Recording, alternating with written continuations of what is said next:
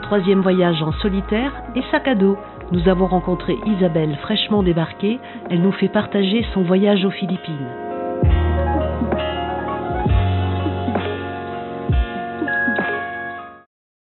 Déjà à la maternelle, j'avais envie de partir. Je prenais le portail. Et puis après, j'ai toujours eu envie d'aller voir ce qu'il y avait derrière les montagnes.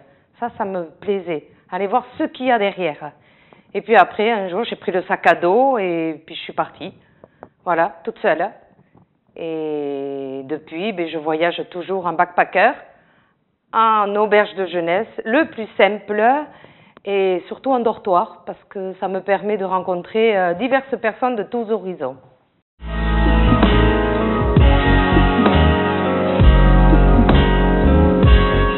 Alors j'ai choisi les Philippines déjà parce que je n'étais pas partie dans ce pays et que je ne fais jamais deux fois le même pays.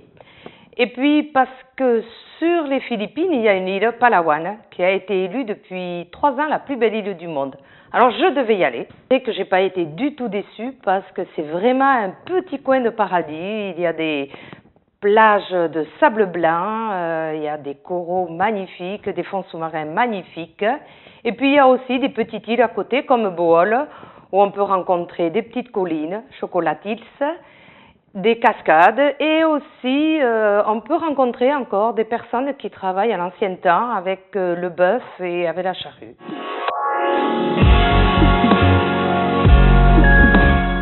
C'est un tuba, un masque et on va dans l'eau. Et là, avec le soleil et l'eau est tellement claire, on voit des choses magnifiques. Alors, notamment des petits poissons de toutes les couleurs, des étoiles de mer, des magnifiques coraux. Et quand on a la chance, on peut nager avec des tortues. Et ça, c'est vraiment quelque chose de magnifique, d'inoubliable, quand on peut nager avec une tortue.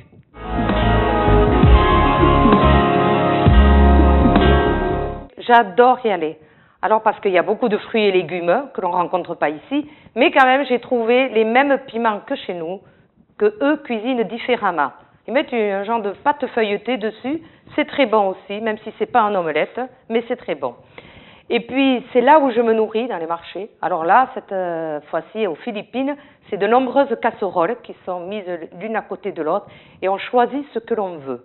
Et là, c'est vrai que je me suis régalée en mangeant diverses choses, mais toujours accompagné du riz. Ne jamais oublier qu'on est en Asie et qu'on mange du riz. Et toujours du riz. Chacun, ils ont un peu leur petit stand. Enfin, déjà, chaque cuisinière cuisine ce qu'elle a envie de cuisiner. Alors, ça peut être du bœuf, du porc, ils mangent un petit peu de tout. Et puis, celle d'à côté, elle va faire des fruits, des légumes, des piments, des tomates. Voilà, on peut trouver n'importe quoi, en fin de compte, dans ces petits marchés.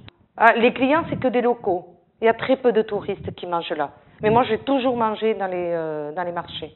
Et je ne suis jamais tombée malade pour le moment. Voilà. Et c'est là où je rencontre vraiment les gens locaux. Voilà.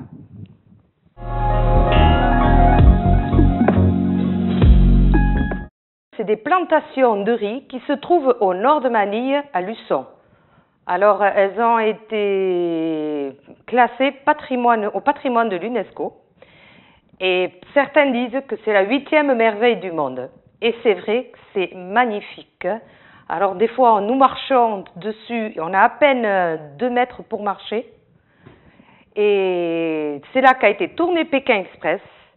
Et voilà, c'est vraiment des choses à voir les gens qui travaillent dans ces rizières, les pieds dans l'eau, et c'est pas toujours très facile.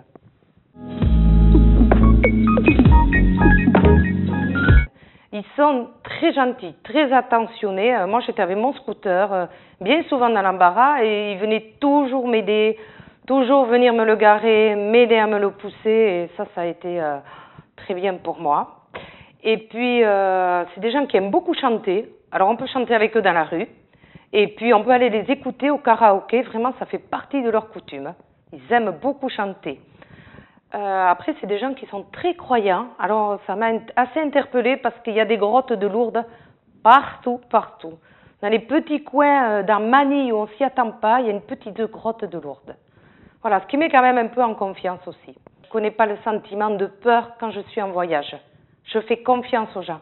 Voilà, et jamais j'ai eu de... Non, les gens sont gentils. Je pense que les gens sont à 90% bons. Alors je suis tombée sur eux. Voilà. J'ai de la chance peut-être, mais bon.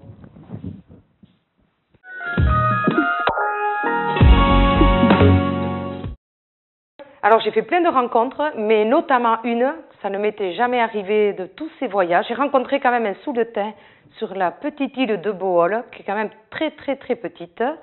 Et là, j'ai été très contente de le retrouver.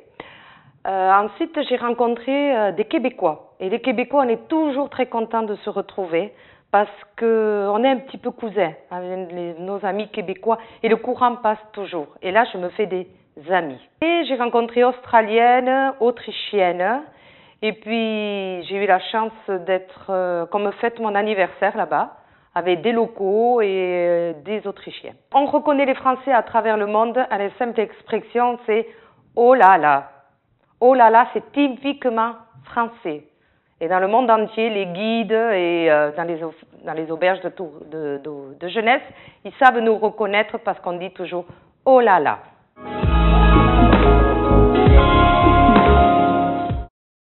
Donner le biberon à un bébé léopard, ça a été quelque chose de très fort. Ça m'est arrivé en Thaïlande. Ensuite, nager avec les requins nourrices au Belize. Super expérience. Aller à la chasse à l'anaconda aussi en Bolivie, c'était pas mal, dans la Pampa, en Amazonie, ouais, c'était bien, surtout de le trouver et de le tenir à la main. Ensuite, Jordanie, la cité de Petra, que j'ai eu la chance de voyager, de rencontrer une bédouine qui m'a fait visiter le site de Petra. Et l'un des meilleurs moments, c'est quand même monter sur le mont Uluru en Australie avec Christophe, avec mon fils. Ça, c'est quelque chose de très fort. Pour la conclusion, je dirais que le monde est très petit parce que un jour, je me suis perdue en Colombie, il y a quelques années, dans un coin perdu. Et là, j'ai rencontré quelqu'un qui m'a accosté parce que j'avais mon petit drapeau basque. Et il m'a demandé si je connaissais d'où j'étais. Alors je lui ai dit que j'étais du Pays Basque et lui m'a répondu « Je connais le Pays Basque ». « Ah bon, le Pays Basque? Et où ?» Alors il m'a dit Bilbao, San Sébastien, Bayonne, Biarritz et à un moment donné il m'a dit « Jusqu'à Maolé j'ai été ». « Jusqu'à Maolé? Et où ?» Eh bien dans le bar principal de la Grande Avenue chez Jean-Pierre.